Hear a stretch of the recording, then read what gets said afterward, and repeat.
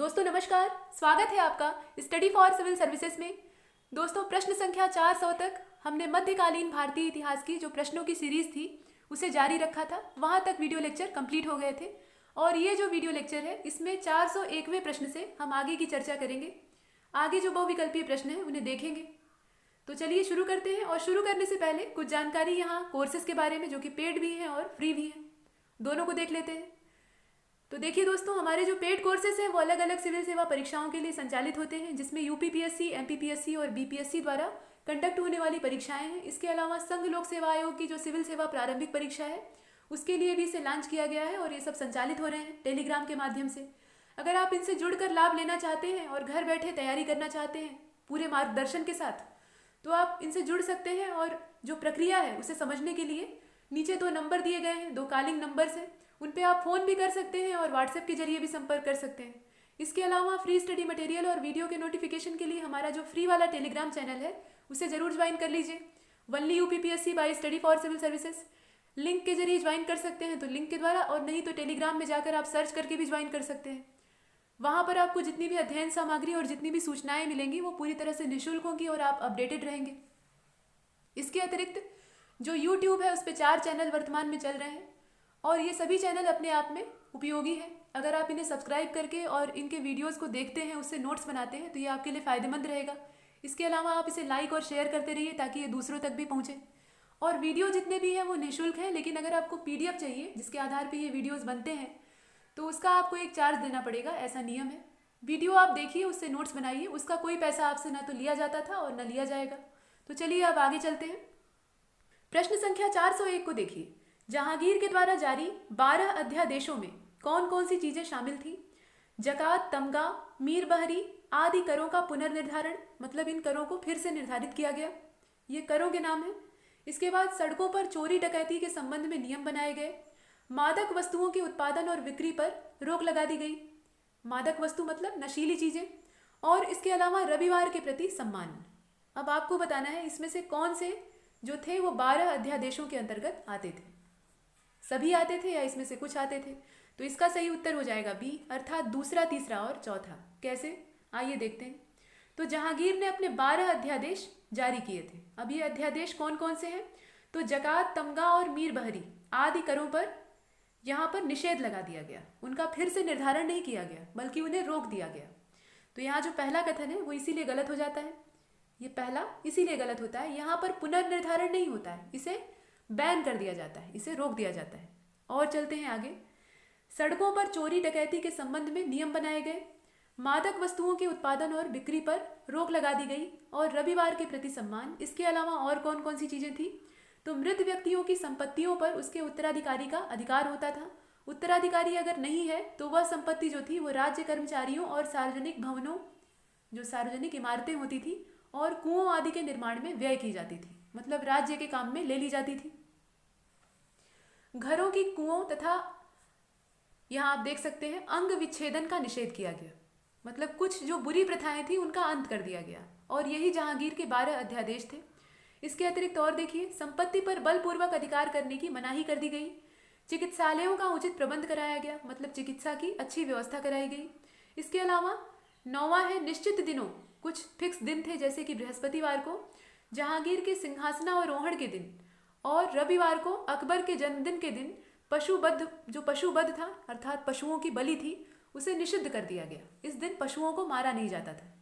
किस किस दिन नहीं मारा जाता था? तो बृहस्पतिवार और रविवार को। बृहस्पतिवार को इसलिए क्योंकि जहांगीर उस दिन राजा बना था, और रविवार को इसलिए क्योंकि उस दिन अकबर पैदा हुआ था। और जागीरों तथा मनसबों का सामान्य प्रमाणीकरण कराया गया। इसके अलावा मदद ए माश, ये आइमा भूमि होती थी, इसका प्रमाणीकरण किया गया। साथ में बंदियों को क्षमादान देने की बात की गई। तो ये कुछ खास बातें थी जो कि 12 अध्यादेशों के रूप में यहाँ सामने लिखी गई हैं। और इसमें से सही कौन सा होगा? तो बी वाला होगा। पहला इसमें गलत है, बाकी दूसरा, तीसरा और चौथा एकदम सही है। आगे चलते हैं अगले प्रश्न की ओर। प्रश्न संख्या 402 को देखिए। जहांगीर के शासनकाल में हुए विद्रोहों का सही कालानुक्रम यहाँ व्यवस्थित कीजिए। बंगाल का विद्रोह, खुसरो का विद्रोह, महावत खां का विद्रोह और खुर्रम का विद्रोह, ये विद्रोहों के नाम हैं। क्रम क्या होगा ये आपको बताना है। 4 विकल्प आपके सामने हैं, ए, बी, सी और डी, बताइए। और इसका सही उत्तर हो जाएगा सी। सी अर्थात, इसे देख लीजिए, सी वाले का मतलब है खुसरो का पहले हुआ था, खुसरो का जो विद्रोह था वो सबसे पहले हुआ था, इसके बाद बंगाल का विद्रोह, खुर्रम का विद्रोह और महावत खां का विद्रोह, इस क्रम में इसे व्यवस्थित करेंगे और इसका जो विकल्प है वो सी वाला होगा। इसकी व्याख्या देख लीजिए, जो सन है विद्रोहों का उसे दिया गया है। बंगाल का विद्रोह ये 1612 उस्मान खां ने किया था, इसे विद्रोह करने वाला जो व्यक्ति था उसका नाम दिया हुआ है।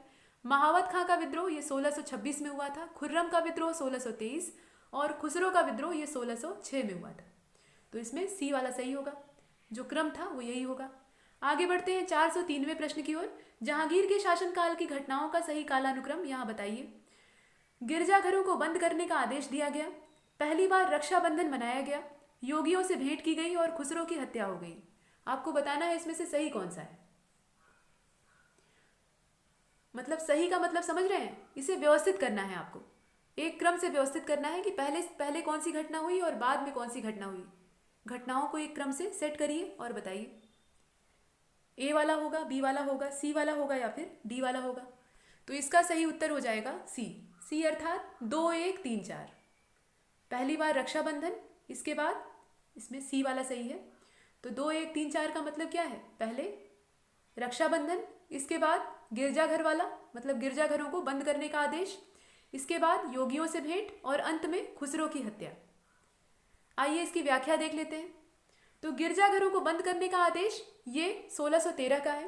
पहली बार रक्षाबंधन मनाया गया 1612 में। शिवरात्रि के दिन योगियों से भेंट की गई 1616 में और 1622 में बुरहानपुर में खुर्रम ने खुसरो की हत्या करवा दी। तो ये कुछ बातें थी। खुर्रम कौन था ये आप जानते ही हैं। तो इस आधार पे हमने सी वाले विकल्प का चयन किया है। अब चलते हैं 404वें प्रश्न पे। निम्नलिखित में से कौन नूरजहां के जनता गुट में शामिल थे। जो जनता गुट था नूरजहां का, उसमें कौन कौन लोग शामिल थे आपको बताना है। एतमा उद्दौला, असमत बेगम, शाहजादा खुर्रम और आसफ खां, ये 4 व्यक्तियों के नाम दिए हैं। कौन कौन लोग इसमें हिस्सा लिए थे या शामिल थे आपको बताना है। ये बात हो रही है जनता गुट की। तो इसका सही उत्तर हो जाएगा डी। डी अर्थात सभी, ये जितने भी हैं सभी इसमें शामिल थे। आइए इसकी व्याख्या देख लेते हैं। अपने विवाह के कुछ वर्षों पश्चात नूरजहां ने अपना दल बना लिया था, जिसे कि नूरजहां गुट या जनता गुट के नाम से पुकारा गया। इस गुट में नूरजहां के पिता एतमा उद्दौला, माता असमत बेगम, उसका भाई आसफ खां और शाहजादा खुर्रम ये शामिल थे। ये सभी लोग इसका हिस्सा थे। तो ये डी वाला होगा। डी वाला मतलब सभी। आइए आगे चलते हैं। प्रश्न संख्या 405 को देखिए।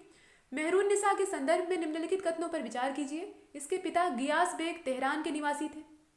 मेहरुन्निसा के बारे में यहाँ कुछ कथन दिए हैं। इसके जो पिता थे गियास बेग, वो तेहरान के निवासी थे, ऐसा दिया हुआ है। इसका जन्म तेहरान में हुआ था।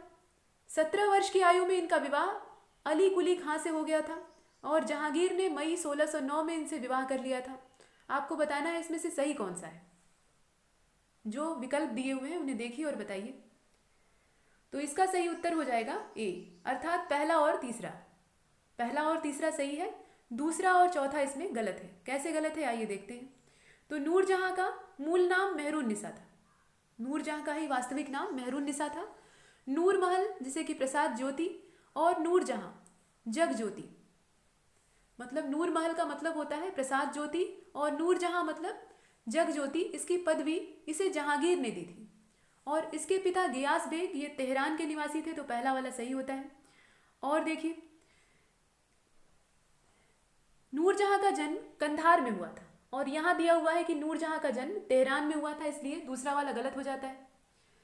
कंधार से मलिक मसूद नामक व्यापारी के साथ यह फतेहपुर सीकरी आई। 17 वर्ष की आयु में नूरजहां का विवाह 1594 में अब्दुल रहीम खान खाना के अधीनस्थ एक फारसी युवक अली कुली खां से हुआ था। अली कुली खां द्वारा खाली हाथ एक शेर मारने के उपलक्ष्य में सलीम ने उसकी वीरता से प्रसन्न होकर उसे शेर अफगान की उपाधि से सम्मानित किया था। मतलब खाली हाथों से बिना किसी हथियार के इसने एक शेर को मार डाला था और इस बहादुरी से खुश होकर जहांगीर ने ही इसे इस उपाधि से सम्मानित किया था। और देखिए 9 अप्रैल 1607 को शेर अफगान मारा जाता है। 9 अप्रैल को 1607 ईस्वी में इसकी मृत्यु हो जाती है। इसके अतिरिक्त 1611 में नौरोज के अवसर पर जहांगीर ने मेहरुन्निसा को देखा और उस पर आसक्त हो गया। उसे नूर महल और नूर जहां की उपाधि प्रदान की और 1611 में ही मई में उससे विवाह कर लिया। तो ये कुछ बातें थी और इसके आधार पर इसमें ए वाला और मतलब ए वाला सही है, अर्थात पहला और तीसरा सही है। पहला सही है और तीसरा सही है, लेकिन दूसरा और चौथा गलत है। क्यों गलत है ये आपको बताना है। तो यहाँ व्याख्या आप देख लीजिए। 1609 में जहांगीर नूरजहां के साथ विवाह नहीं करता है। ये जो सन है ये कौन सा है? 1611 है। आइए अब आगे चलते हैं। प्रश्न संख्या 406 को देखिए। मेवाड़ शासक और जहांगीर के बीच हुई संधि के संदर्भ में कौन सा कथन सही है? यह संधि दोनों के बीच 1608 में हुई थी। अमर सिंह ने जहांगीर की अधीनता स्वीकार कर ली थी। अमर सिंह ने अपने पुत्र युवराज कर्ण को अपनी सेना के साथ बादशाह की सेवा में भेजने का वचन दिया था। और चौथा कथन है कि अमर सिंह ने चित्तौड़ दुर्ग को जहांगीर को सौंप दिया था। आपको बताना है सही कौन सा है। देख लीजिए और बताइए। विकल्प आपके सामने है और कथन आपके सामने है। तो इसका सही उत्तर हो जाएगा बी। बी अर्थात दूसरा और तीसरा। इसमें दूसरा और तीसरा सही है। कैसे सही है आइए देखते हैं। 1615 में अमर सिंह और बादशाह जहांगीर के मध्य एक संधि हुई थी, जिसके अनुसार अमर सिंह ने जहांगीर की अधीनता स्वीकार कर ली थी। अमर सिंह ने अपने पुत्र युवराज कर्ण को अपनी सेना के साथ बादशाह की सेवा में भेजने का वचन दिया था।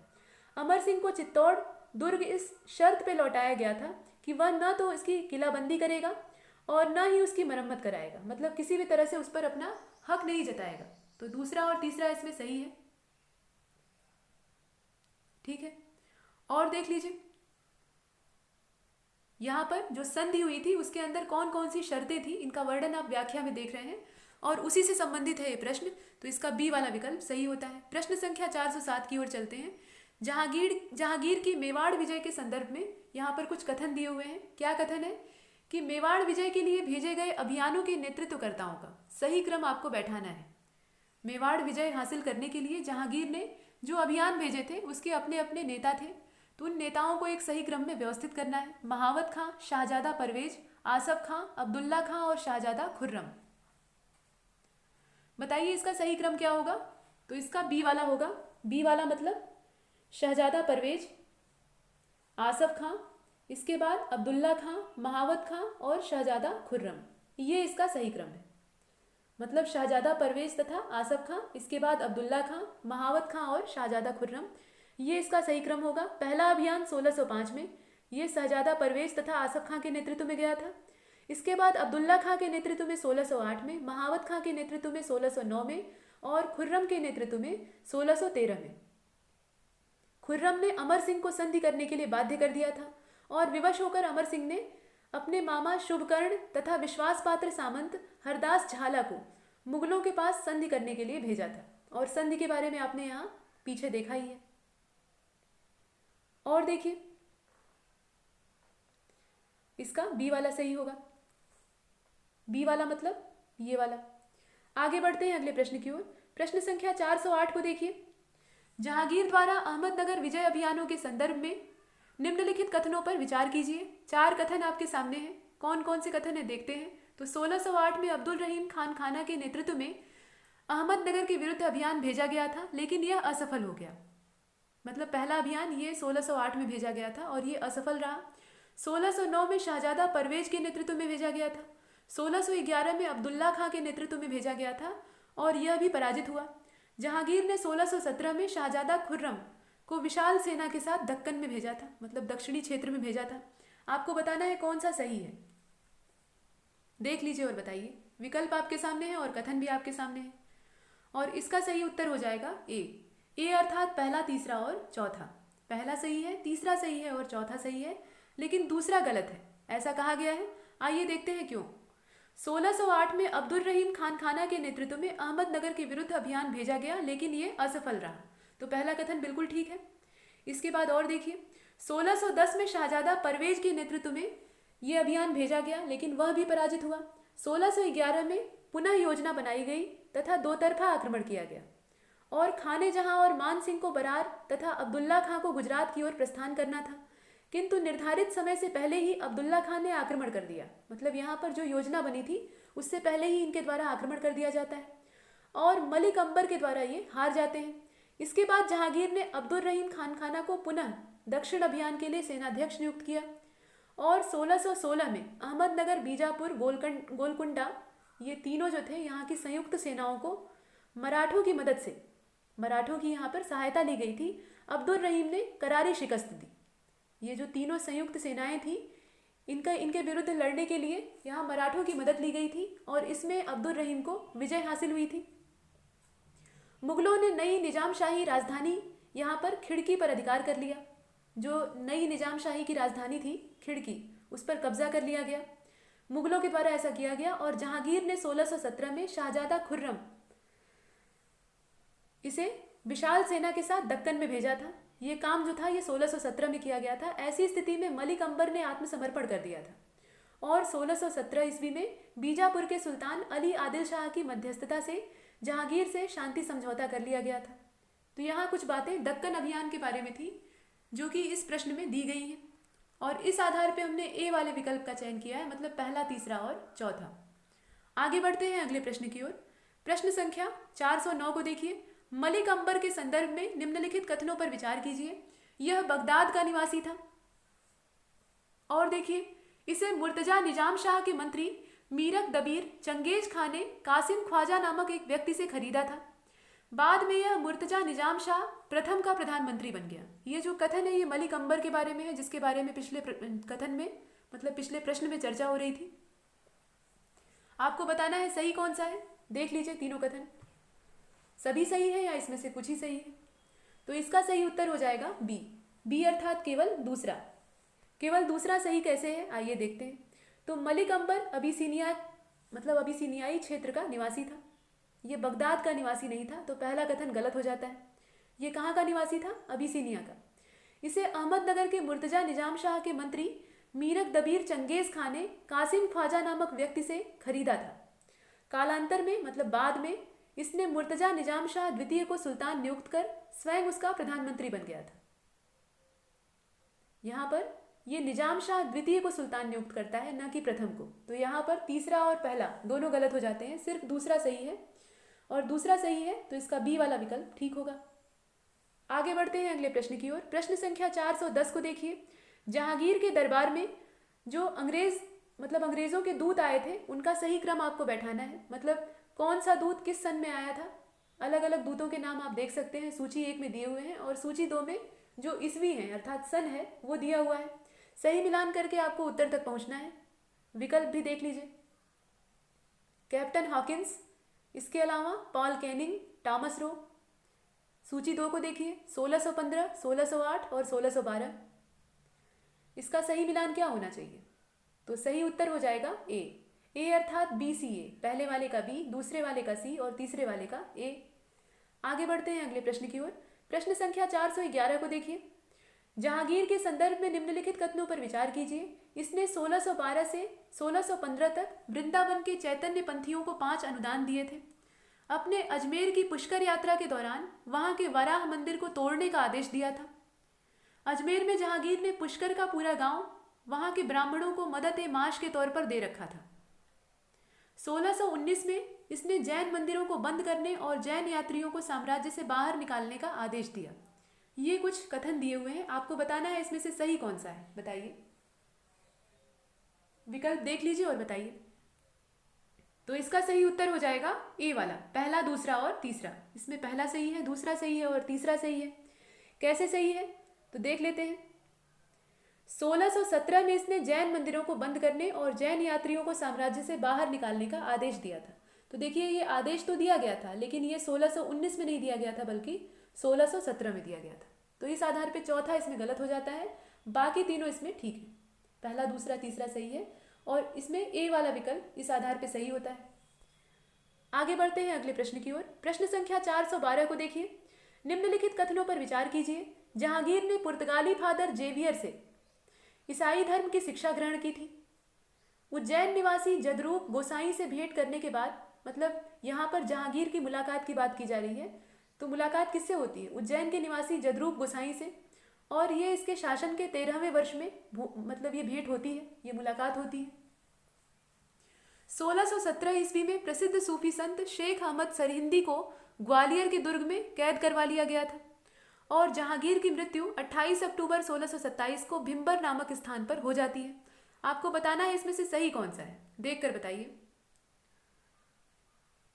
और इसका सही उत्तर हो जाएगा सी, अर्थात पहला और चौथा। पहला सही है और चौथा सही है। कैसे सही है आइए देखते हैं। तो उज्जैन निवासी जदरूप गोसाई से भेंट इसकी मतलब जहांगीर की शासनकाल के 11वें वर्ष में होती है, न कि 13वें वर्ष में। इसलिए दूसरा कथन गलत हो जाता है। यहाँ पर 13वां वर्ष नहीं होगा बल्कि 11वां वर्ष होगा। ये कथन गलत है। और देखिए, जदरूप के ज्ञान और सादगी से जहांगीर बहुत ज़्यादा प्रभावित था।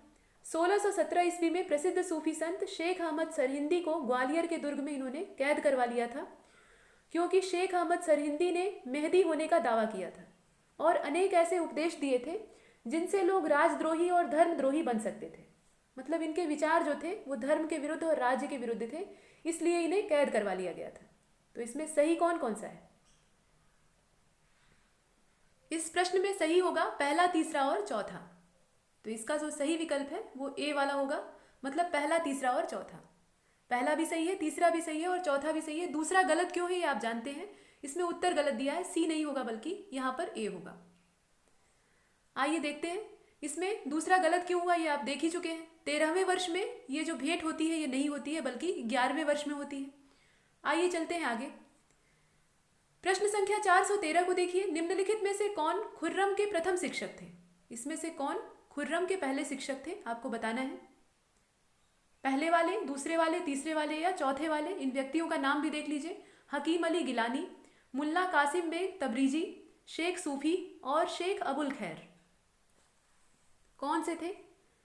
तो इसका सही उत्तर हो जाएगा बी अर्थात मुल्ला कासिम बेग तबरीजी। खुर्रम का मतलब है शाहजहां। शाहजहां का जो शुरुआती नाम था, प्रारंभिक नाम था, वो खुर्रम था। इनके प्रथम शिक्षक थे मुल्ला कासिम बेग तबरीजी और इसके पश्चात हकीम अली गिलानी को शिक्षक के रूप में नियुक्त किया गया। इसके अतिरिक्त शेख सूफी और शेख अबुल खैर ये भी इनके शिक्षकों के तौर पे देखे जाते हैं। तो शिक्षक तो सभी हैं, लेकिन पहले कौन है? तो पहले हैं यहाँ पर दूसरे वाले। दूसरे वाले मतलब मुल्ला कासिम बेग तबरीजी। आगे चलते हैं अगले प्रश्न की ओर। प्रश्न संख्या 414 को देखिए। ये 413वां प्रश्न था। जहांगीर के किस पुत्र की मृत्यु उसके जीवन काल में ही हो गई थी? तो यहाँ पर 4 नाम दिए हुए हैं। खुसरो है, परवेज है, जहांदार है और शहरदार है। बताइए किस पुत्र की मृत्यु उसके जीवन काल में ही हो जाती है, मतलब जहांगीर के जीवन काल में ही संपन्न हो जाती है?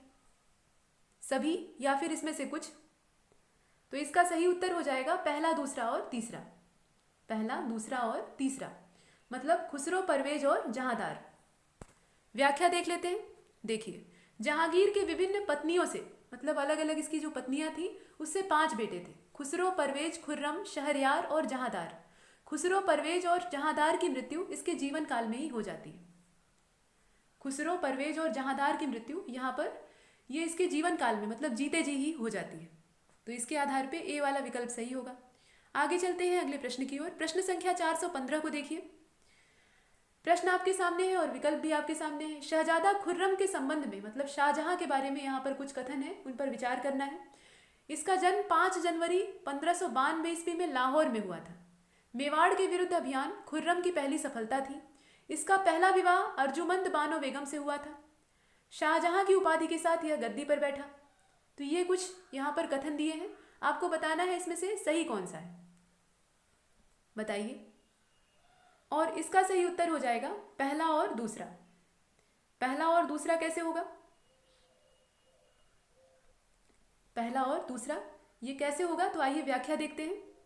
देखिए, शाहजहां का प्रथम मतलब शाहजहां की जो पहली सगाई थी, इंगेजमेंट थी, वो अर्जुमंद बानो बेगम के साथ हुई थी और दूसरी सगाई सफ़ी वंश की राजकुमारी मुजफ्फर हुसैन सफ़वी की पुत्री से हुई थी। इसी राजकुमारी से शाहजहां ने पहला विवाह 1610 में किया था। तो पहली बार जो सगाई है वो अर्जुमंद बानो बेगम से होती है, लेकिन विवाह इनसे दूसरी बार मतलब पहला विवाह इनसे नहीं होता है। पहला विवाह किससे होता है? तो पहला विवाह हुसैन सफ़ी की पुत्री से होता है। दूसरा विवाह यहाँ पर अर्जुमंद बानो बेगम से होता है, जिन्हें कि मुमताज महल के नाम से आप लोग ज़्यादा जानते हैं। ये 1612 में होता है। और तीसरा विवाह अब्दुल रहीम खान खाना की पौत्री रहती है, मतलब पोती रहती है, शाहनवाज खान की पुत्री, उनसे होता है 1617 में। तो ये कुल 3 विवाहों का वर्णन है। तो यहाँ पर जो कथन दिया है इसमें पहला विवाह वाला जो अर्जुमंद बानो बेगम से हुआ था, मतलब मुमताज महल से, ये कथन गलत हो जाता है। और देखिए, शाहजहां की उपाधि के साथ ये गद्दी पर नहीं बैठता है, इसके बारे में भी चर्चा कर लेते हैं। मेवाड़ के विरुद्ध जो विजय अभियान चलता है उसमें खुर्रम को काफ़ी सफलता मिलती है, ये पहली सफलता थी, और जहांगीर इस सफलता से खुश होता है तथा 30,000 का मनसब इसे देता है, साथ में शाहजहां की उपाधि से विभूषित करता है। शाहजहां की उपाधि से इसे सम्मानित करता है। तो इसे सम्मानित करने वाला जो शासक है वो कौन है? जहांगीर है, इसका पिता। शाहजहां 4 फरवरी 1628 को गद्दी पर बैठता है और उस समय इसकी उपाधि जो थी वो अबुल मुजफ्फर शिहाबुद्दीन मोहम्मद साहिब किराने सानी की पूरी लंबी सी उपाधि रहती है। अबुल मुजफ्फर शिहाबुद्दीन मोहम्मद साहिब किराने सानी उर्फ शाहजहां या उर्फ खुर्रम। तो ये लंबा चौड़ा नाम रहता है। इस लंबी सी उपाधि के साथ ये गद्दी पर बैठता है 4 फरवरी 1628 को। तो शाहजहां की उपाधि इसके पिता ने इसे पहली जीत के मौके पर दी थी। तो इसमें सही कौन सा है? सिर्फ पहला और दूसरा। और चलते हैं आगे। प्रश्न संख्या 416 को देखिए। खान ए जहां लोदी के विद्रोह के संदर्भ में निम्नलिखित कथनों पर विचार कीजिए। ये जो विद्रोह था इसके बारे में यहाँ 4 कथन दिए हैं। देखिए, शाहजहां के शासन में ये दूसरा सबसे बड़ा विद्रोह था। खान ए जहां लोदी एक अफगान अमीर था जिसका वास्तविक नाम पीर खान था। शाहजहां ने इसे खान ए जहां के पद से सम्मानित किया था और बांदा जिले के सिहोदा नामक स्थान पर खान ए जहां शाही सेना से अंतिम रूप से पराजित हुआ था। जो राजसी सेना थी उससे इसकी पराजय हुई थी। आपको बताना है इसमें से सही कौन सा है। विकल्प आपके सामने है और जो कथन है वो आपके सामने है, देख कर बताइए। और इसका सही उत्तर हो जाएगा सी अर्थात दूसरा और चौथा। दूसरा और चौथा इसमें सही है। कैसे सही है आइए देख लेते हैं। शाहजहां के शासन का यह पहला विद्रोह था, दूसरा नहीं, ये पहला विद्रोह था 1626 से लेकर 1631। खान ए जहां लोदी एक अफगान अमीर था और उसका वास्तविक नाम पीर खान था, तो दूसरा वाला सही होता है। जहांगीर ने उसकी सैन्य क्षमता से प्रसन्न होकर 5,000 का जात और सवार के मनसब सहित, मतलब ये मनसब उसे दिया गया था और साथ में खान ए जहां के पद से उसे सम्मानित किया गया था, तो तीसरा भी सही है। ये जो सम्मान देने का काम है ये शाहजहां के द्वारा किया गया था। 1626 में शाहजादा परवेज की मृत्यु के बाद उसे दक्कन का सूबेदार बना दिया गया जिसका मुख्यालय बुरहानपुर था। बांदा जिले में सिहोदा नामक स्थान पर खान ए जहां शाही सेना से अंतिम रूप से पराजित हुआ था, ये बात सही है। और माधो सिंह के द्वारा मारा गया था, मतलब उसे मार डाला गया था। इसी युद्ध में उसका पुत्र अजीम कामिल या अजीज कामिल भी मारा जाता है, उसका बेटा भी इस लड़ाई में मारा जाता है। तो यहाँ जो कथन दिए हैं उसमें से सही कौन सा है? दूसरा और चौथा। आगे बढ़ते हैं अगले प्रश्न की ओर। प्रश्न संख्या 417 को देखिए। शाहजहां ने पुर्तगालियों के दमन का जो कारण चुना था वो कौन सा था? मतलब पुर्तगालियों के दमन के पीछे शाहजहां के क्या उद्देश्य थे या क्या कारण था? तो भारतीयों को बलपूर्वक ईसाई धर्म में बदल रहे थे पुर्तगाली, यानी पुर्तगालियों का जो काम था वो धर्मांतरण का था जिसके विरुद्ध शाहजहां ने अभियान चलाया था। दासों के व्यापार के कारण ऐसा किया गया था, या रानी मुमताज महल की 2 दासियों का शाही नौका से अपहरण कर लेने के कारण किया गया था। पुर्तगाली राजनीति उथल पुथल का लाभ उठाकर, मतलब पुर्तगाली जो थे वो राजनीति की उथल पुथल का लाभ उठाकर अपने आप को शक्तिशाली बना रहे थे। ये 4 यहाँ पर अलग अलग कारण बताए गए हैं। कौन सा ऐसा कारण था जिसके कारण शाहजहां ने पुर्तगालियों का दमन किया? एक से ज्यादा कारण यहाँ हो सकते हैं, देख लीजिए। और इसका जो विकल्प है वो डी वाला होगा। सभी जितने भी कारण हैं वो सभी ठीक हैं। इन सभी कारणों से क्रोधित होकर 1632 ईस्वी में शाहजहां ने कासिम अली खां को एक विशाल सेना के साथ हुगली पर भेजा और हुगली पर आक्रमण करके पुर्तगालियों को इन्होंने पराजित कर दिया। पुर्तगाली इसमें बुरी तरह से हार गए। तो ये चारों कारण यहाँ जायज हैं। इसके आधार पर हम डी वाले विकल्प का चयन करते हैं। 417वें प्रश्न का उत्तर हो जाएगा डी। आगे बढ़ते हैं। प्रश्न संख्या 418 को देखिए। ये सिंपल है। शाहजहां के सैन्य अभियानों का सही कालानुक्रम यहाँ बताना है। तो देख लीजिए, मालवा है, छोटा तिब्बत है, गढ़वाल है और कुमायूं है। तो इसका सही जो क्रम है वो पहला वाला ही है। पहले छोटा तिब्बत, इसके बाद यहाँ देख लीजिए जो सन दिया है उसके बारे में चर्चा कर रहे हैं। इसमें छोटा तिब्बत, इसका जो सन है वो क्या है? 1634 ईस्वी है। शाहजहां के समय यहाँ का शासक अब्दाल था, यहाँ पर जो राजा था वो अब्दाल था। मालवा का जो सन है वो 1632 है।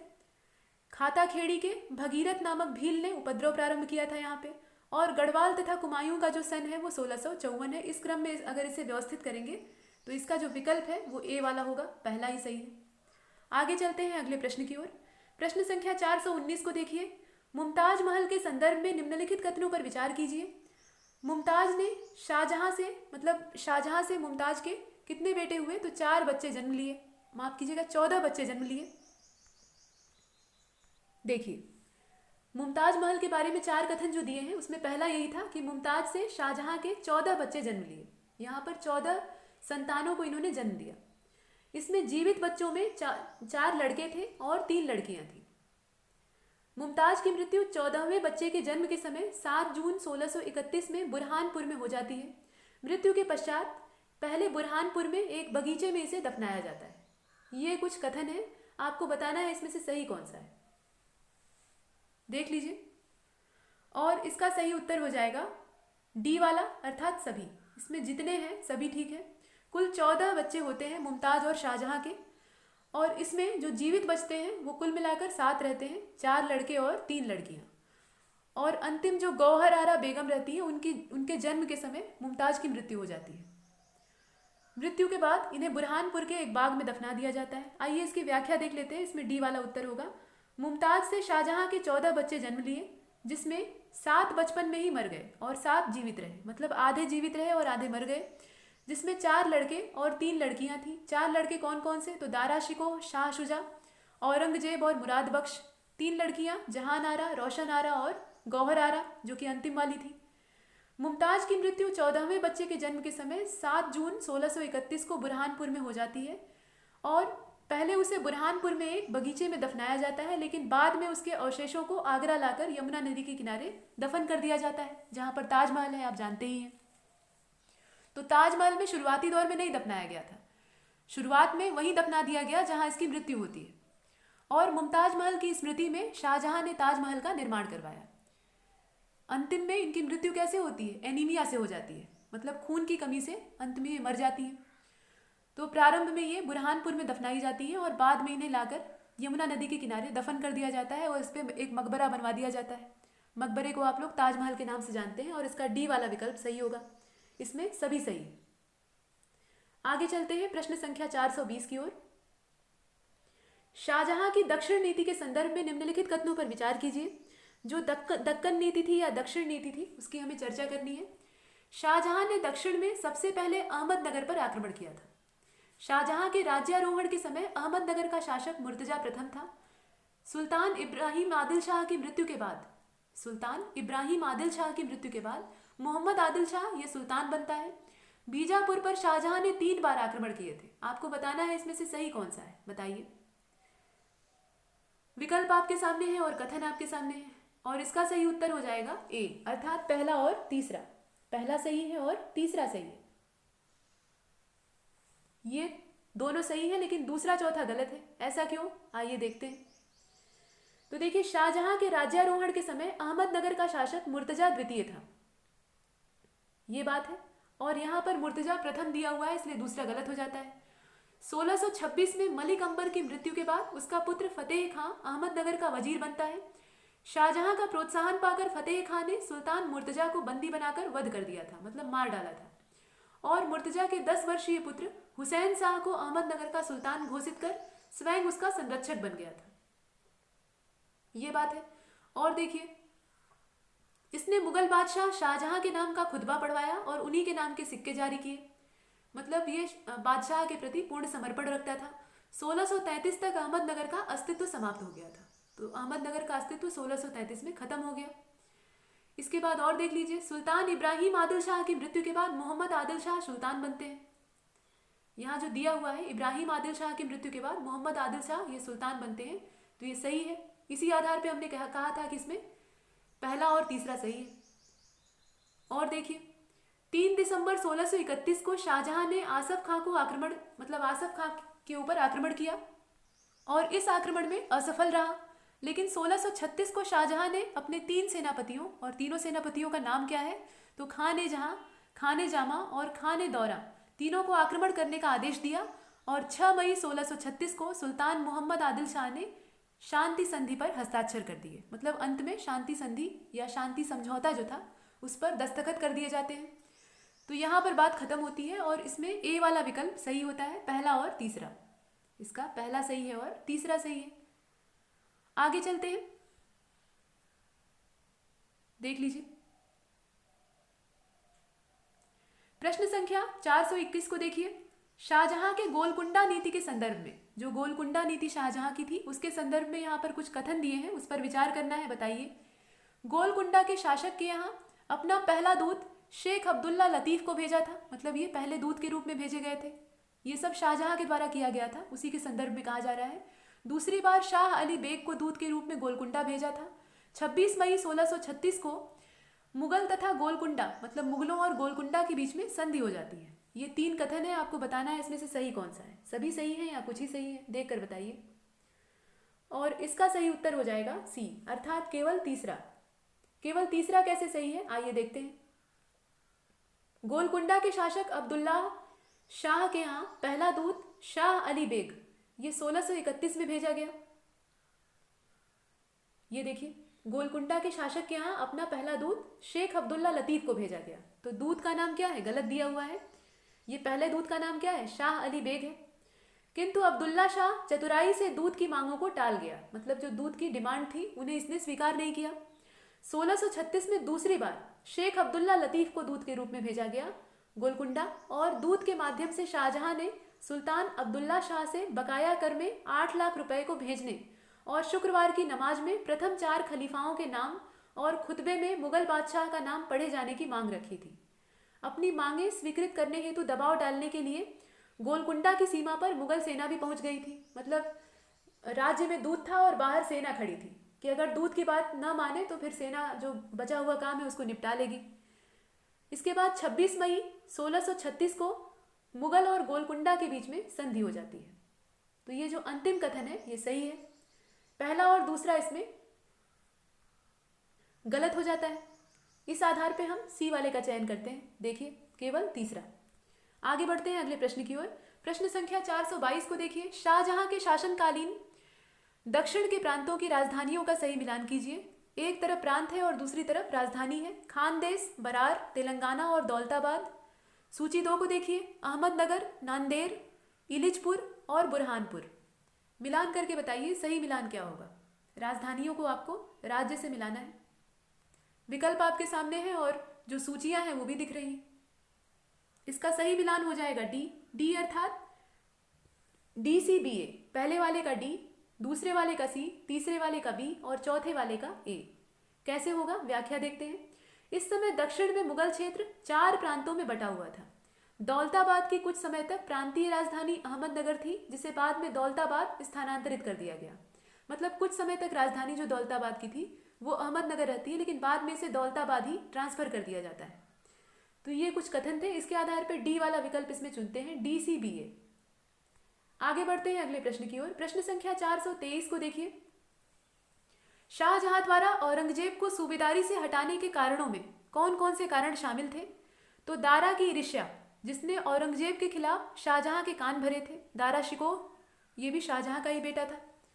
और शाहजहां दक्षिण के हिंदुओं और शियाओं के प्रति औरंगजेब के धार्मिक कट्टरता की नीति से अप्रसन्न था। औरंगजेब गुजरात का सूबेदार बनना चाहता था। ये 3 कथन है, आपको बताना है कि सूबेदारी से औरंगजेब को हटाने का मूल कारण क्या था। सभी थे या इसमें से कुछ थे, देख कर बताइए। तो देखिए, इसका बी होगा, अर्थात पहला और दूसरा। कैसे होगा देखते हैं। तो शाहजहां ने 1336 में, यहां देखिए 1336 नहीं बल्कि 1636 होगा, पहली बार औरंगजेब को दक्कन का सूबेदार नियुक्त किया। औरंगजेब को दक्कन की सूबेदारी से हटाए जाने के 2 कारण थे। दक्कन का सूबेदार बनाया गया था, यहाँ 13 नहीं होगा बल्कि 16 होगा, इसे सही कर लीजिएगा। और इसमें सूबेदारी से हटाए जाने के 2 कारण थे। एक तो दारा की ईर्ष्या थी, जिसने औरंगजेब के खिलाफ शाहजहां के कान भरे थे। और दूसरा जो कारण था वो था कि शाहजहां दक्षिण के हिंदुओं और शियाओं के प्रति जो औरंगजेब की धार्मिक कट्टरता की नीतियां थी उससे खुश नहीं था। शाहजहां इससे अप्रसन्न था और यही 2 कारण बनते हैं इसे सूबेदार के पद से हटाने के। तो इसमें सही कौन सा होगा, बी वाला होगा, अर्थात पहला और दूसरा। तीसरा सही नहीं है। आगे बढ़ते हैं। प्रश्न संख्या 424 को देखिए। शाहजहां के चारों पुत्रों को आरोही क्रम में व्यवस्थित कीजिए। आरोही क्रम मतलब बढ़ता हुआ क्रम। इसे आरोही क्रम में डेवलप करना है, तो इसे करके देखिए। दारा शिकोह, औरंगजेब, शाह सुजा और मुराद। सही क्रम हो जाएगा बी, दारा शिकोह, शाह सुजा, औरंगजेब और मुराद। दारा शिकोह 1615, शाह सुजा 1616, औरंगजेब 1618 और मुराद 1624। ये इसका आरोही क्रम है। तो ये कैसा आरोही क्रम है? सन के हिसाब से, मतलब जो डेट है उसका आरोही क्रम हमें यहाँ पे बैठाना है। मतलब छोटी संख्या से शुरू करना है और बड़ी संख्या तक जाना है। इसमें अगर बेटों के बड़े और छोटे होने के लिहाज से अगर आप आरोही क्रम बैठाएंगे तो ये क्रम उलट जाएगा। मतलब मुराज पहले आ जाएगा और दारा शिकोह अंत में चला जाएगा। लेकिन यहाँ जो सन है उसके हिसाब से आरोही क्रम बैठाना था, तो दारा शिकोह पहले आएगा और इसका बी वाला विकल्प ठीक हो जाता है। इसमें बी वाला सही है। आगे चलते हैं अगले प्रश्न की ओर। प्रश्न संख्या 425 को देखिए। यहाँ दो सूचियां बनी हैं और शाहजहां के पुत्रों में जो उत्तराधिकार को लेकर लड़ाई हुई थी, उत्तराधिकार को लेकर अच्छी खासी लड़ाई इसके बेटों के बीच में होती है और उसका जो युद्ध का सही मिलान करना है वो नीचे प्रस्तुत है। देख लीजिए, बहादुरपुर का युद्ध है, धर्मत का युद्ध है, सामूगढ़ का युद्ध है, खजुआ का युद्ध है और देवराई का युद्ध है। सन दिया हुआ है सूची 2 में। 13 मार्च 1659 ईस्वी, 5 जनवरी 1659 ईस्वी, 14 फरवरी 1658 ईस्वी, 29 मई 1658 ईस्वी और 15 अप्रैल 1658 ईस्वी। ये तारीख दी है और सूची 1 में युद्धों के नाम दिए हुए हैं। इसे सही मिलान करके आपको सही विकल्प तक पहुंचना है। विकल्प आपके सामने है, देख लीजिए और प्रश्न भी देख लीजिए। इसका सही उत्तर हो जाएगा ई वाला, इनमें से कोई नहीं। इसका जो विकल्प है वो ई, इसमें 4 विकल्प नहीं बल्कि 5 विकल्प दे रखे हैं। जो ई वाला विकल्प है वही सही है, इनमें से कोई नहीं। जो यहाँ पर कोड दिए हुए हैं वो ठीक नहीं है। व्याख्या देख लेते हैं। बहादुरपुर का युद्ध ये 13 मार्च 1659 ईस्वी दारा शिकोह की शाही सेना और शाह सुजा के बीच में ये हुआ था, जिसमें कि शाह सुजा हार जाता है। इसके बाद धर्मत का युद्ध ये 5 जनवरी 1659 में होता है, शाही सेना और मुराज के बीच में। मतलब शाही सेना और मुराज तथा औरंगजेब की यहाँ पे मिली जुली सेना रहती है। मुराज यहाँ अकेला नहीं रहता है, मुराद इसे कहा जाता है। इसके साथ औरंगजेब की संयुक्त सेना मिली रहती है, मतलब दोनों की ताकत काफ़ी ज़्यादा रहती है।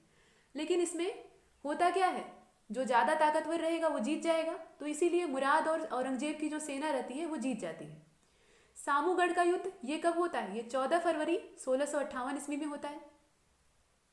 यह आगरा के पास दारा की शाही सेना और औरंगजेब के बीच में होता है। दारा इसमें पराजित होता है, मतलब दारा शिकोह इसमें हार जाता है। खजुआ का युद्ध ये 29 मई 1658 में होता है। औरंगजेब और शुजा के बीच में ये लड़ा जाता है, शुजा इसमें हार जाता है। इसके बाद देवराई का युद्ध ये 15 अप्रैल 1658 में होता है। औरंगजेब और दारा के बीच में इसे लड़ा जाता है। इस युद्ध में भी दारा पराजित होता है।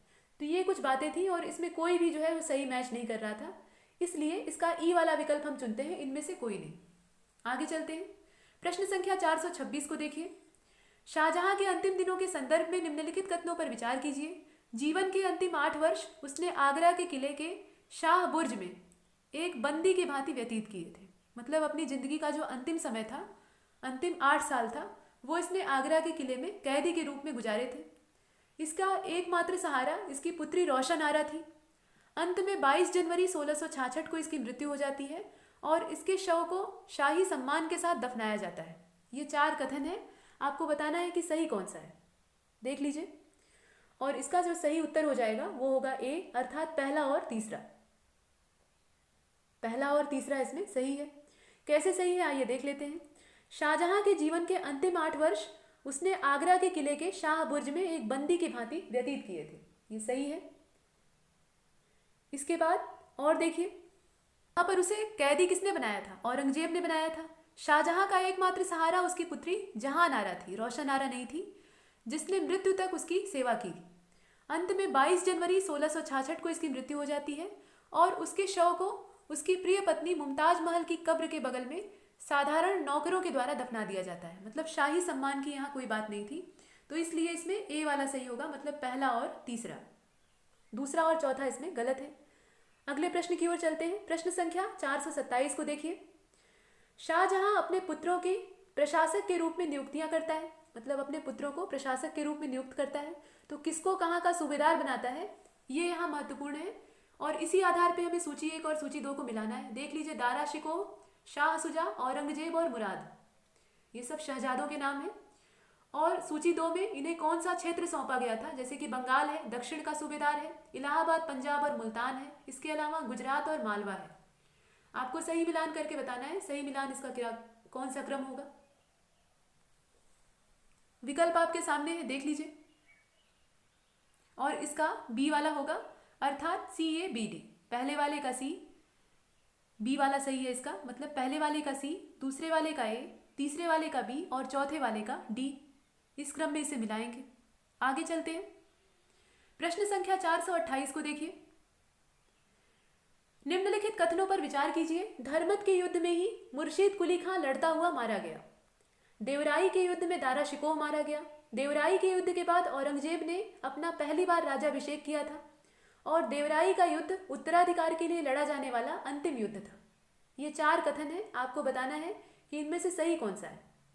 विकल्प आपके सामने है और कथन आपके सामने है, निर्णय कीजिए। इसका सही उत्तर हो जाएगा C, अर्थात पहला और चौथा।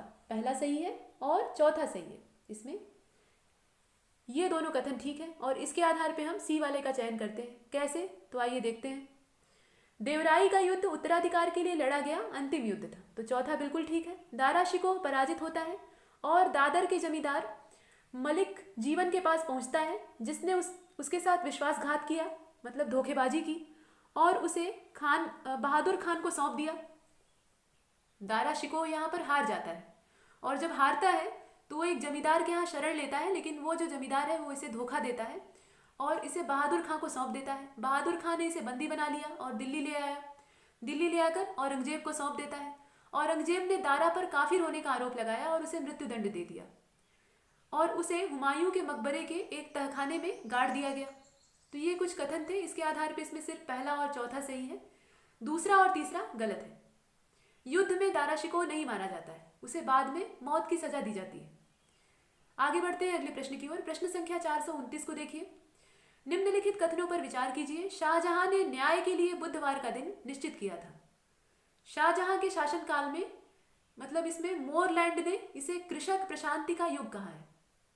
ये जो शाहजहां का शासनकाल था, इसे मोरलैंड ने कृषक प्रशांति का काल कहा है। और शाहजहां का साम्राज्य, मतलब ये काफी फैला हुआ साम्राज्य था और इसमें 24 प्रांत थे। शाहजहां ने लगान 1/3 से बढ़ाकर 1/2 कर दिया था। आपको बताना है सही कौन सा है। जो 4 कथन है इसमें से कौन सा ठीक है बताइए।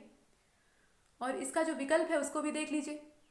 तो इसका सही हो जाएगा C वाला, पहला, दूसरा और चौथा। पहला सही है, दूसरा सही है और चौथा सही है। पहला सही है, दूसरा सही है और चौथा सही है। कैसे, आइए देखते हैं। शाहजहां का साम्राज्य कुल 22 प्रांतों में बटा हुआ था, जो सभी मुगल शासकों में सर्वाधिक था। यहाँ पर 24 प्रांत नहीं थे, 22 थे। तब भी ये सभी मुगल शासकों की तुलना में ज़्यादा थे। इनकी कुल संख्या 22 थी, न कि 24, इसलिए तीसरा गलत हो जाता है। बाकी सब ठीक है इसमें। आगे बढ़ते हैं अगले प्रश्न की ओर। प्रश्न संख्या 430 को देखिए। निम्नलिखित में से किस हिंदी के कवि को शाहजहां का संरक्षण प्राप्त था? सुंदरदास, चिंतामणि, कवींद्र आचार्य, जगन्नाथ। कोड का उपयोग करके आपको सही उत्तर तक पहुंचना है। विकल्प नीचे दिया हुआ है, देख लीजिए। और इसका सही उत्तर हो जाएगा A, अर्थात पहला, दूसरा और तीसरा। पहला सही है, दूसरा सही है और तीसरा सही है। कैसे सही है आइए देखते हैं। शाहजहां के काल में सुंदरदास, चिंतामणि और कवींद्र आचार्य हिंदी के महान विद्वान और कवि थे, जिनके नाम आपने शुरुआत में देखे, जिन्हें राजकीय संरक्षण प्राप्त था। जगन्नाथ एक संस्कृत के महान कवि थे, जिन्हें शाहजहां ने महाकवि राय की उपाधि से सम्मानित किया था। तो इन्हें राज संरक्षण नहीं प्राप्त था, हालांकि ये संस्कृत के बहुत बड़े विद्वान कवि थे। तो पहला, दूसरा और तीसरा होगा, इसका A वाला विकल्प ठीक होगा। प्रश्न संख्या 431 की ओर चलते हैं। निम्नलिखित कथनों में से कौन सा कथन जहांगीर के काल से संबंधित है? इब्न हरण ने रामायण का फारसी में अनुवाद किया था। ये कुछ घटनाओं का वर्णन किया जा रहा है जो कि शाहजहां के शासनकाल में हुई है अथवा नहीं, इसकी पहचान आपको करनी है। तो पहला है कि इब्न हरण ने यहाँ पर रामायण का फारसी भाषा में अनुवाद किया था। मुंशी बनवारी दास ने प्रबोध चंद्रोदय का फारसी में अनुवाद गुलजोर हाल के नाम से किया था। जिज ए शाहजहानी नामक खगोली चार्ट को मुल्ला फरीद ने तैयार किया था। ये खगोलीय चार्ट था। अताउल्ला ने अंकगणित, बीजगणित और क्षेत्रमिति पर एक शोध प्रबंध लिखा था, मतलब एक रिसर्च पेपर लिखा था। आपको बताना है कि इसमें से सही कौन सा है, मतलब कौन सी जो चीज़ है वो शाहजहां के समय में हुई है।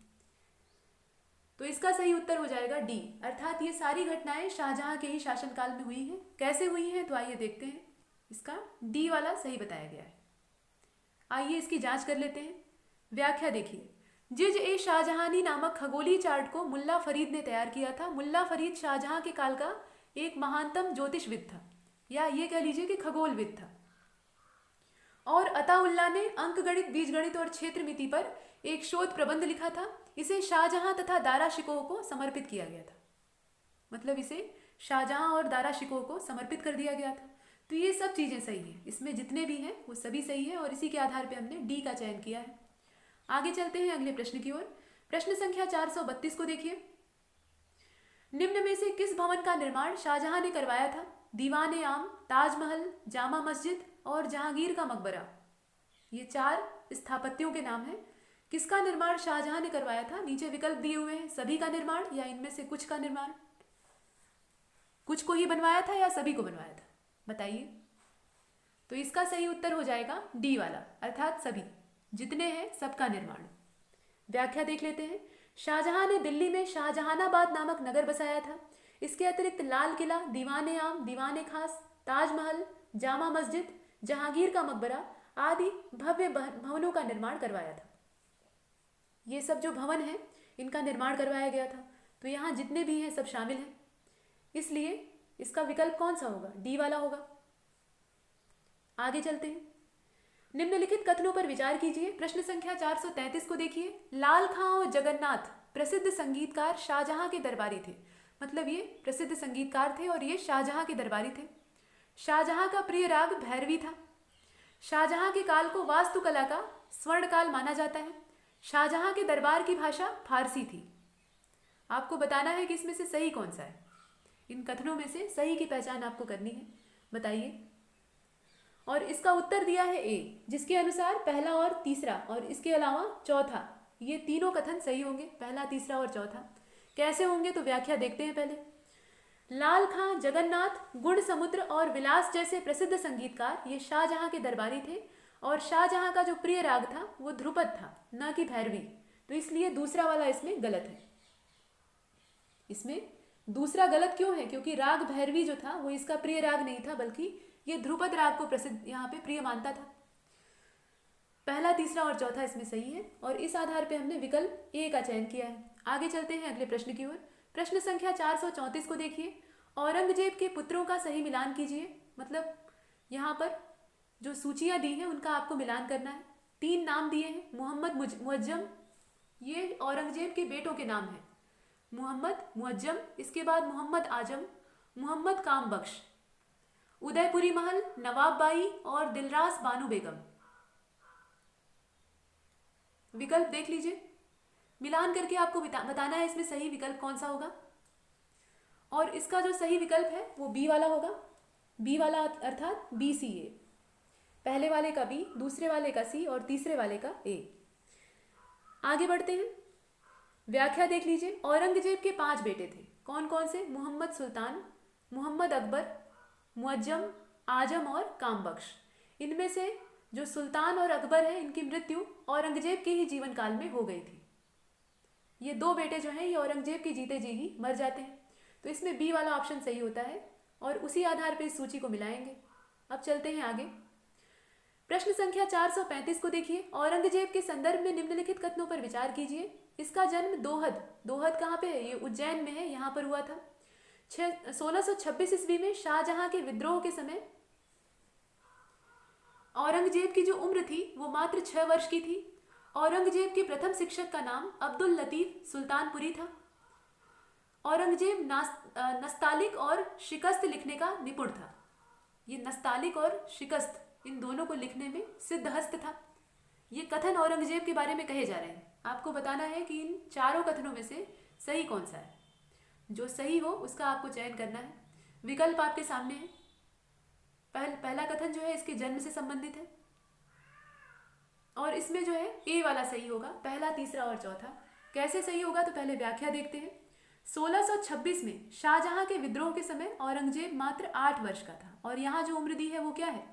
6 वर्ष दी है, इसलिए दूसरा गलत हो जाता है। और देखते हैं, शाहजहां ने दारा और औरंगजेब को जमानत के तौर पर जहांगीर के पास रखा था। बाद में जब शाहजहां शासक बनता है तो इसे ये दोनों पुत्र वापस मिल जाते हैं। मतलब ये जमानत के तौर पे अपने बेटों को अपने अपने पिता के यहाँ रखता है। और औरंगजेब के प्रथम शिक्षक का नाम अब्दुल लतीफ सुल्तानपुरी था। इसके अतिरिक्त मीर हाशिम गिलानी, मुल्ला शेख अहमद, वजीर सादुल्ला खां और अब्दुल नबी से भी इसने शिक्षा प्राप्त की थी। तो इसमें बाकी सब ठीक है, सिर्फ दूसरा गलत है। जो आयु है यहाँ गलत दी है, 6 नहीं होगी बल्कि 8 होगी। आगे चलते हैं प्रश्न संख्या 436 की ओर। औरंगजेब के सूबेदार के रूप में नियुक्तियों का सही कालानुक्रम यहाँ व्यवस्थित कीजिए। औरंगजेब को सूबेदार के तौर पे नियुक्त किया गया था, तो उसको सही क्रम में आपको व्यवस्थित करना है। पहले कहाँ पर किया गया और बाद में कहाँ पर किया गया? दक्षिण गुजरात, मुल्तान, सिंध, बल्ख और बदख्शां। यहाँ पर जो नाम दिए हैं इन्हें सही क्रम में सेट करना है। दक्षिण यानी दक्कन, इसके अलावा गुजरात, मुल्तान और सिंध का क्षेत्र, इसके अलावा बल्ख और बदख्शां।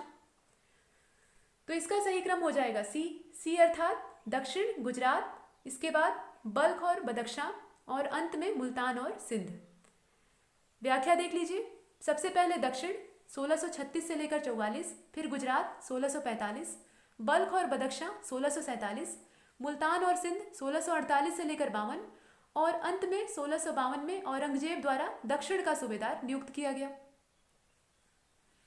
मतलब इसे दोबारा, औरंगजेब को दोबारा यहाँ पर दक्षिण का सूबेदार नियुक्त किया गया। ये दूसरी बार दक्षिण का सूबेदार बाद में बनता है, लेकिन पहली बार कब बनता है? सबसे प्रथम बार ये 1636 से लेकर 1644 के बीच में यहाँ नियुक्त रहता है। तो यहाँ कंफ्यूज नहीं होना है कि किस बार का, ये पहली बार की बात हो रही है। तो इसके आधार पे सी वाले विकल्प का हम चयन करते हैं। आगे बढ़ते हैं अगले प्रश्न की ओर। प्रश्न संख्या 437 को देखिए। औरंगजेब के राज्याभिषेक के संदर्भ में निम्नलिखित कथनों पर विचार कीजिए। इसका पहला राज्याभिषेक सामूगढ़ के युद्ध में विजय के बाद आगरा में संपन्न हुआ था। दूसरी बार 5 जून 1559 को आगरा में हुआ था। मतलब राज्याभिषेक की बात की जा रही है। यह मुगल साम्राज्य का पहला ऐसा शासक था जिसके 2 राज्याभिषेक हुए थे। राज्याभिषेक के अवसर पर अबुल मुजफ्फर मुईनुद्दीन मोहम्मद औरंगजेब बहादुर आलमगीर बादशाह गाजी, ये जो लंबी सी उपाधि है, ये इसने धारण की थी। अबुल मुजफ्फर मुईनुद्दीन मोहम्मद औरंगजेब बहादुर आलमगीर बादशाह गाजी या पादशाह गाजी, ये उपाधि थी। तो अब आपको बताना है कि इसमें से सही कौन सा है, बताइए। और इसका जो सही उत्तर होगा वो ए होगा, अर्थात पहला, तीसरा और चौथा। लेकिन दूसरा सही नहीं है। दूसरा गलत क्यों है? तो आइए देखते हैं। दूसरा और वास्तविक राज्याभिषेक ये खजुआ और देवराई के युद्धों में इसकी निर्णायक विजय के बाद 15 जून 1559 ईस्वी को होता है। देखिए यहाँ पे 1559 नहीं होगा, जो सन दिया है वो काफी गलत दे दिया है। यहाँ 1559 नहीं होगा, यहाँ पर होगा 1659। यहाँ 15 की जगह आप 16 बना लीजिएगा। और अब चलिए आगे इसकी व्याख्या देख लेते हैं। यहाँ भी 1559 नहीं होगा बल्कि 1659 होगा। राज्याभिषेक के अवसर पर अबुल मुजफ्फर मुईनुद्दीन मोहम्मद औरंगजेब बहादुर आलमगीर बादशाह गाजी की उपाधि यह धारण करता है। और जो दूसरा और वास्तविक राज्याभिषेक इसका होता है वो 15 जून 1559 नहीं बल्कि 15 जून 1659 में होता है। ये यहाँ पर कुछ जानकारी है। यहाँ 5 जून नहीं होगा, यहाँ पर 15 जून होगा। तो ये दूसरा वाला कथन गलत है, बाकी सब इसमें ठीक है। तो इस आधार पे हम ए वाले विकल्प का चयन करते हैं, पहला, तीसरा और चौथा। आगे बढ़ते हैं अगले प्रश्न की ओर। प्रश्न संख्या 438 को देखिए। निम्नलिखित कथनों पर विचार कीजिए। राहदारी कर चुंगी कर था। ये जो राहदारी कर है ये एक तरह का चुंगी था। पांडारी ये परिवहन कर था, मतलब यातायात पर लगाया जाने वाला जो कर होता है उसे परिवहन कर कहेंगे। इसके अलावा राहदारी सड़कों, घाटों और साम्राज्य की सीमाओं पर माल का 10% था। और पांडारी जो था ये कर, ये आगरा और दिल्ली जैसे बड़े नगरों में उन खाद्य पदार्थों से लिया जाता था जो बाहर से मंगाए जाते थे। अब आपको बताना है कि इसमें से सही कौन सा है, बताइए। और इसका जो सही उत्तर होगा वो होगा तीसरा और चौथा, मतलब सी वाला। सी वाला कैसे होगा? तो आइए व्याख्या देखते हैं। औरंगजेब जब गद्दी पर बैठता है तो वह विभिन्न प्रकार के 80 करों को समाप्त कर देता है, जिसमें कि राहदारी कर परिवहन कर था तथा पांडारी कर ये चुंगी कर था। दोनों को समाप्त कर दिया जाता है। और यहाँ जो पहला और दूसरा कथन दिया है ये उल्टा दे दिया है। पहला और दूसरा दोनों को उलट दिया है। जो पहले में होना चाहिए वो दूसरे में कर दिया है और जो दूसरे का हिस्सा है उसको पहले में कर दिया है। तीसरा चौथा ठीक है। औरंगजेब के द्वारा 80 प्रकार के करों को समाप्त कर दिया जाता है। इसके अतिरिक्त अवबाब जो कि भूमि कर था और चुंगी करके अतिरिक्त इसे कर के तौर पे वसूला जाता था, इसे भी बंद कर दिया गया। तो यहाँ औरंगजेब के द्वारा कर में एक बड़ी राहत दी गई और हम सी वाले विकल्प का चयन करते हैं, तीसरा और चौथा। इसमें ये दोनों सही है, लेकिन ये पहला और दूसरा गलत है। प्रश्न संख्या 439 की ओर चलते हैं। औरंगजेब के शासक के रूप में प्रारंभिक कार्यों में शामिल था मद्यपान, जुआ और वेश्यावृत्ति को निषिद्ध कर देना, मतलब इस पर रोक लगा देना।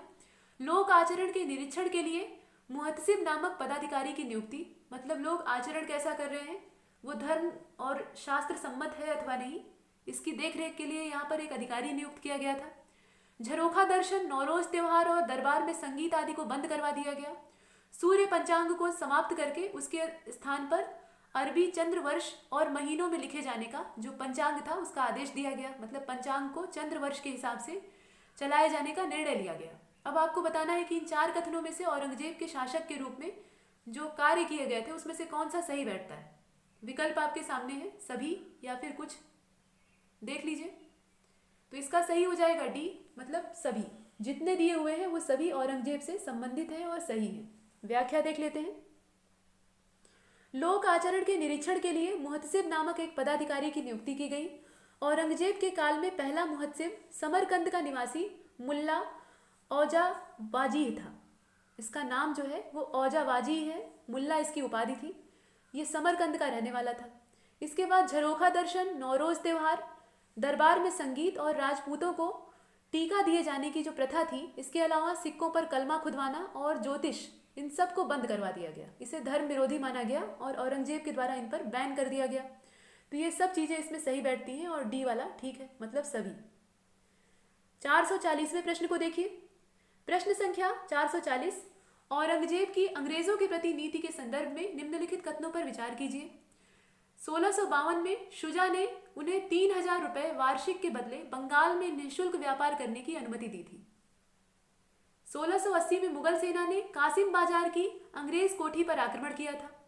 अंग्रेजों ने क्षमादान मांगकर पुरानी जो व्यावसायिक सुविधाएं थी उन्हें वापस प्राप्त किया था। ये 3 चीजें हैं जो कि औरंगजेब के समय की हैं। आपको बताना है इसमें से सही कौन सी है, देखकर बताइए। केवल पहला तीसरा, केवल दूसरा, दूसरा तीसरा या फिर सभी। तो इसका सही उत्तर हो जाएगा ए अर्थात पहला और तीसरा। पहला तीसरा कैसे, तो आइए देखते हैं। 1652 में शुजा ने इन्हें 3000 रुपये वार्षिक के बदले बंगाल में निःशुल्क व्यापार करने की अनुमति दी थी। तो पहला बिल्कुल ठीक है। और देख लेते हैं, लेकिन अंग्रेज इस सुविधा का दुरुपयोग करने लगे और 1685 में मुगल सेना ने कासिम बाजार की जो अंग्रेज कोठी थी उस पर आक्रमण कर दिया। तो यहाँ जो सन है वो गलत दिया है। ये जो सन था ये 1685 का था और यहाँ दिया हुआ है 1680, इसलिए ये गलत हो जाता है। दूसरा कथन इसीलिए गलत है। तीसरे वाले को देख लेते हैं। अंग्रेज जो है वो कासिम बाजार को छोड़कर हुगली चले जाते हैं और वहाँ उत्पात मचाने लगते हैं। शाइस्ता खान ने अंग्रेजों को हुगली से खदेड़ दिया था। तो ये कुछ कथन है, इसके आधार पर हम ए वाले का चयन करते हैं और आगे चलते हैं। प्रश्न संख्या 441 को देखिए। औरंगजेब के शासनकालीन उत्तर पश्चिम में हुए विद्रोहों के संदर्भ में निम्नलिखित कथनों पर विचार कीजिए। 1665 ईस्वी में यूसुफ जई कबीले के भागू के नेतृत्व में विद्रोह हुआ था। मतलब यूसुफ जई कबीले से भागू के नेतृत्व में यहाँ पर विद्रोह होता है। 1671-72 में अफरीदियों ने अकमल खां के नेतृत्व में विद्रोह किया था। अकमल खां ने बादशाह की उपाधि धारण कर अपने आप को शासक घोषित किया था और कवि के रूप में विख्यात खट्टक योद्धा खुशहाल खां भी अपनी जीवनी, यहाँ पर देख लीजिए, कवि के रूप में विख्यात खट्टक योद्धा और इसका नाम है खुशहाल खां। यह अपनी लेखनी में मुगलों को प्रोत्साहित करता है। मतलब इसकी जो रचनाएं हैं इसमें मुगलों को प्रोत्साहन दिया गया है। आपको बताना है कि इन 4 कथनों में से जो सही है वो कौन सा है। देख लीजिए, ये औरंगजेब के शासनकालीन जो उत्तर पश्चिम में विद्रोह हुए थे उनके संदर्भ में बात की जा रही है। कथन आपके सामने है और विकल्प आपके सामने है। तो इसका सही उत्तर हो जाएगा बी अर्थात केवल दूसरा। कैसे, देखिए 1667 में यूसुफ जई कबीले के भागू के नेतृत्व में विद्रोह हुआ था। तो ये 1667 में हुआ था, ना कि 65 में, इसलिए पहला गलत हो जाता है। भागू ने मोहम्मद शाह को राजा और स्वयं को वजीर नियुक्त किया था। औरंगजेब ने अटक के फौजदार और काबुल के गवर्नर को यूसुफ जईयों को परास्त कर अपने अधीन करने का आदेश दिया था। तथा अमीन खां को प्रधान सेनापति बनाकर काबुल भेजा था। ये है। इसके बाद और देखिए, अफगानों पर पूर्ण नियंत्रण करने के लिए औरंगजेब ने राजा जसवंत सिंह को जमरूद के तौर पर नियुक्त किया था, मतलब जमरूद में नियुक्त किया था। और 1671-72 में अफरीदियों ने अकमल खां के नेतृत्व में विद्रोह किया था। जो अफरीदियों का विद्रोह हुआ था वो अकमल खां के नेतृत्व में हुआ था। तो यहाँ जो कथन है वो कौन सा सही होगा? सिर्फ दूसरा सही होगा। अफरीदियों का जो विद्रोह होता है वो अकमल खां के नेतृत्व में होता है, तो बी वाला इसका सही होता है। आगे देख लेते हैं व्याख्या। कवि के रूप में विख्यात खट्टक योद्धा खुशहाल खां ये अपनी लेखनी से मुगलों के विरुद्ध अफगानों को प्रोत्साहित करता है, और वहां लिखा है कि ये मुगलों को प्रोत्साहित करता है, तो इसलिए वो कथन गलत हो जाता है। तथा अकमल खां से मिल गया, मतलब ये अकमल खां से मित्रता कर लेता है और उसी के साथ मिला रहता है।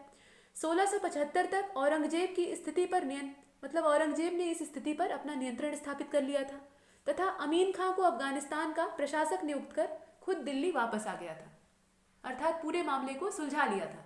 तो इसमें बी वाला सही है, केवल दूसरा सही है। पहला, तीसरा और चौथा तीनों ही यहाँ पर कुछ न कुछ गलत है। आगे बढ़ते हैं प्रश्न संख्या 442 की ओर। इसे देख लीजिए। प्रश्न संख्या 442 को देखिए। पुरंदर की संधि के संदर्भ में निम्नलिखित कथनों पर विचार कीजिए। यह संधि शिवाजी और औरंगजेब के बीच में हुई थी। इस संधि के अनुसार शिवाजी ने 23 दुर्ग मुगलों को दे दिए थे। 23 दुर्ग शिवाजी को मुगलों को सौंपने पड़े थे। शिवाजी ने अपने पुत्र शंभाजी को 5000 घुड़सवारों के साथ मुगल सेना में भेजने पर सहमति व्यक्त की थी और शिवाजी ने मुगलों की अधीनता स्वीकार कर ली थी। ये कुछ कथन है, आपको बताना है कि पुरंदर की संधि के बारे में इसमें से कौन से सही है, देखकर बताइए। और इसका सही उत्तर हो जाएगा बी, अर्थात दूसरा, तीसरा और चौथा। दूसरा, तीसरा और चौथा इसमें ठीक है, लेकिन पहला सही नहीं है। पहला गलत क्यों है, तो आइए देखते हैं। पुरंदर की संधि 11 जून 1665 को शिवाजी और जय सिंह के बीच में होती है, न कि शिवाजी और औरंगजेब के बीच में। यहाँ पर जो मध्यस्थता दी है वो गलत दी है। यहाँ औरंगजेब नहीं होगा बल्कि जय सिंह होगा। बाकी दूसरा, तीसरा और चौथा सही है और इसके आधार पर हम बी वाले विकल्प का चयन करते हैं। आगे बढ़ते हैं अगले प्रश्न की ओर। प्रश्न संख्या 443 को देखिए।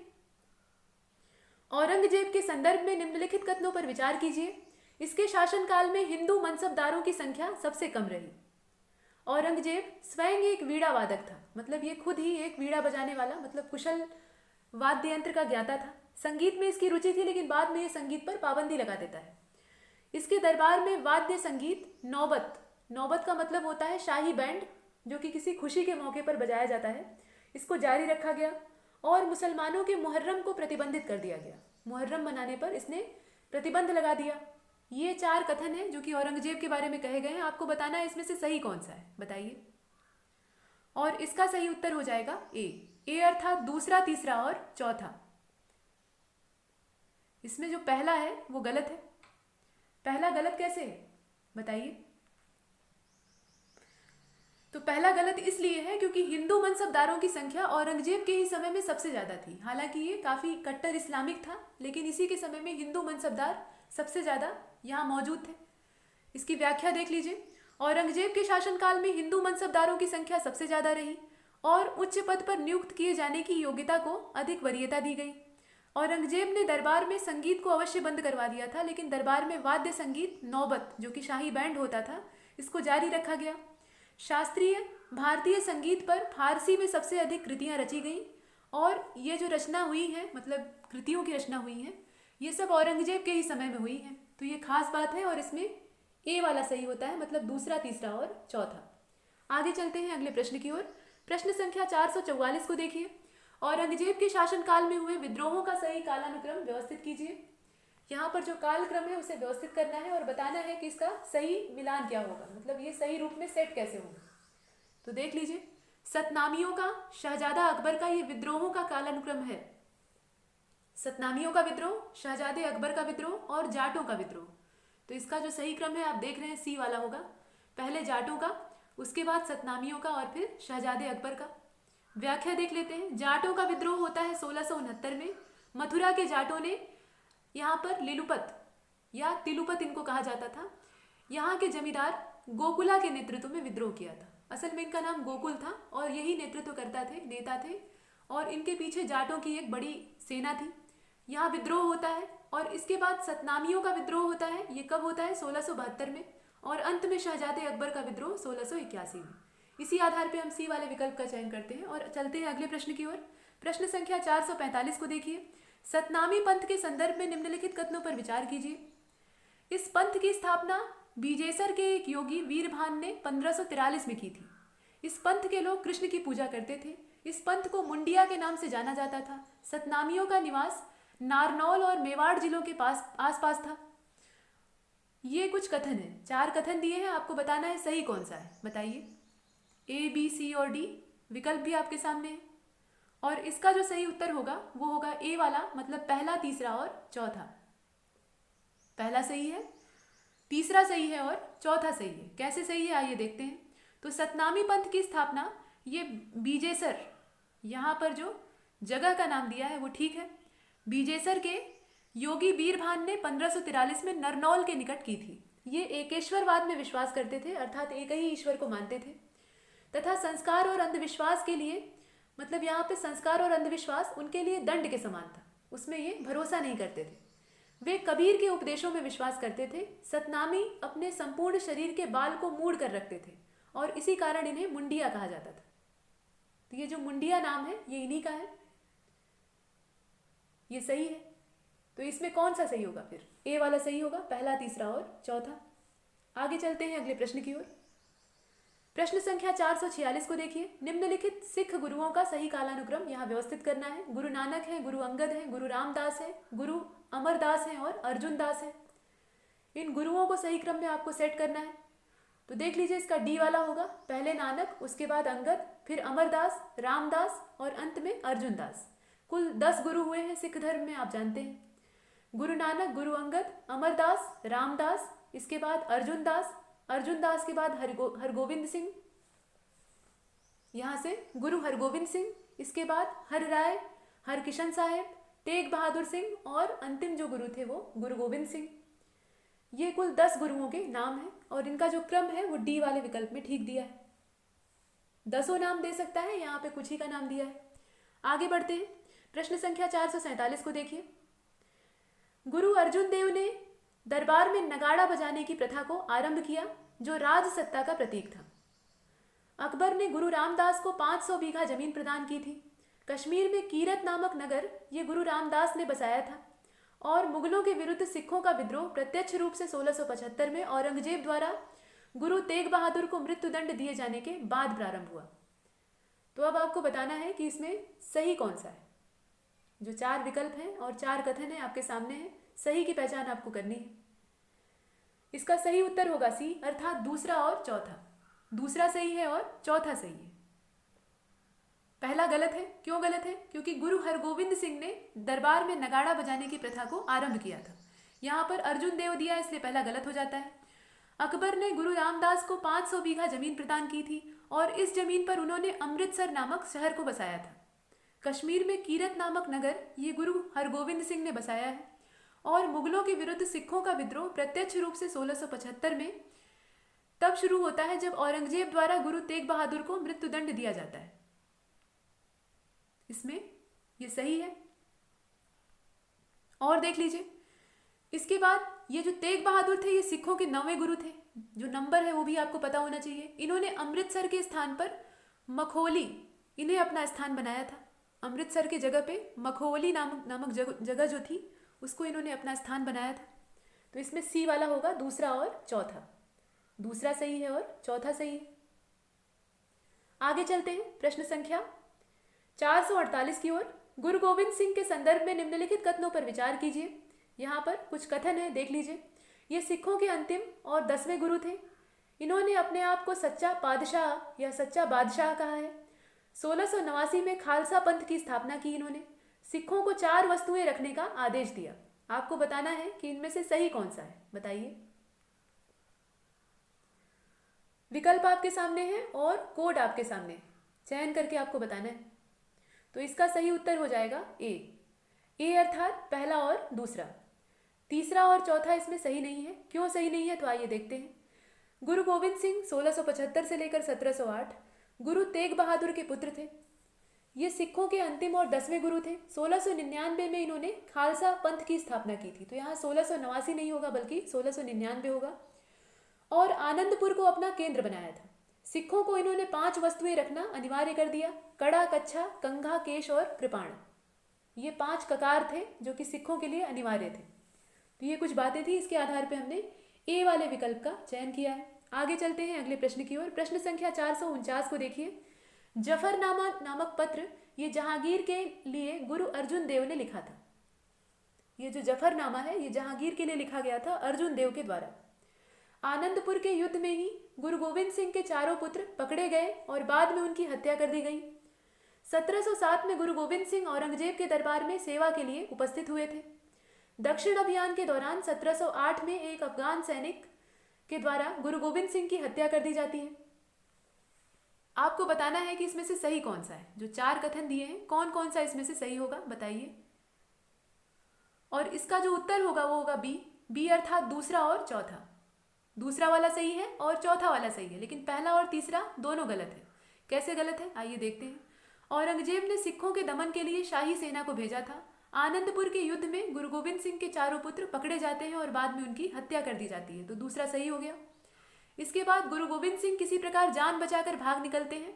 औरंगजेब से शांति वार्ता के लिए गुरु गोविंद सिंह ने उसे संबोधित कर फारसी भाषा में जफर नामक पत्र लिखा था। यानी ये शांति वार्ता के लिए लिखा गया एक पत्र था जिसका नाम था जफरनामा, और ये गुरु गोविंद सिंह ने लिखा था फारसी भाषा में। और यहाँ दे रखा है कि इसे लिखा था गुरु अर्जुन देव ने। ये गलत हो जाता है, पहला कथन इसलिए गलत है। गुरु गोविंद सिंह के पहुंचने से पहले ही औरंगजेब की 1707 में मृत्यु हो जाती है।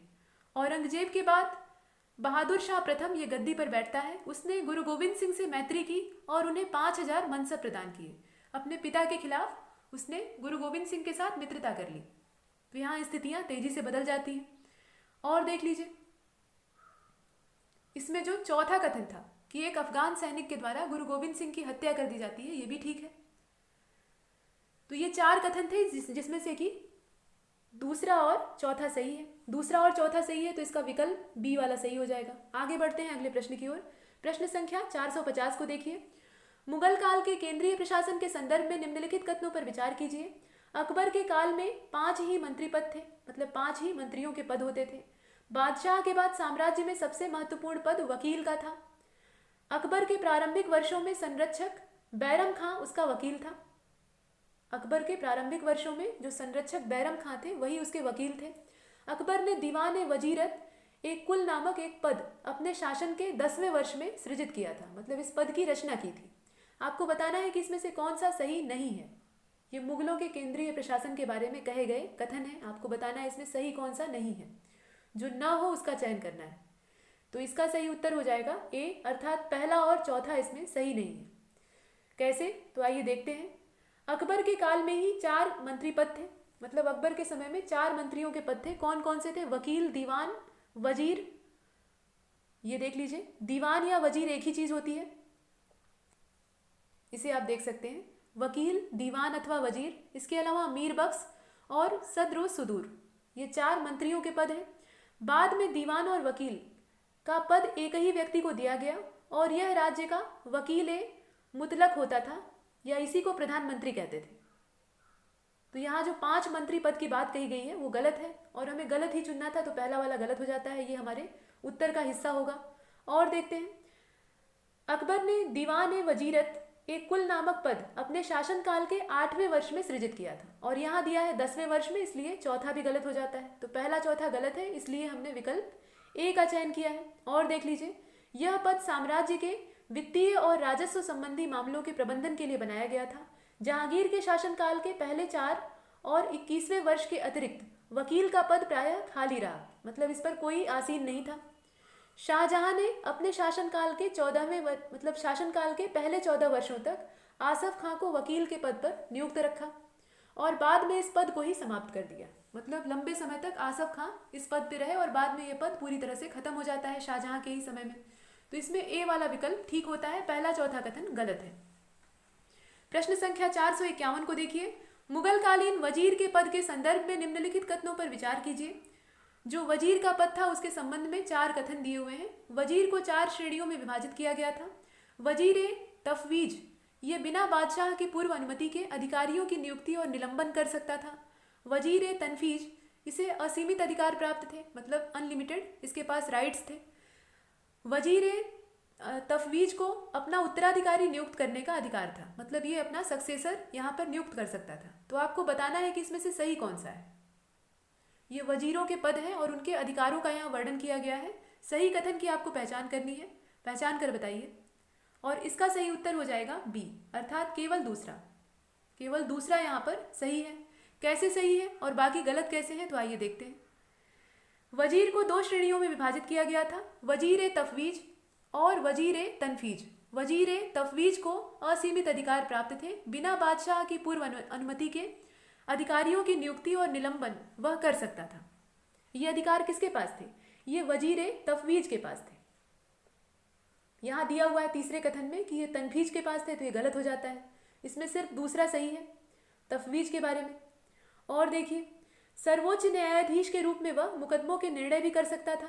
वजीर वित्त विभाग का प्रमुख होता था तथा वकील की अनुमति या उसकी अनुपस्थिति में प्रधानमंत्री भी होता था।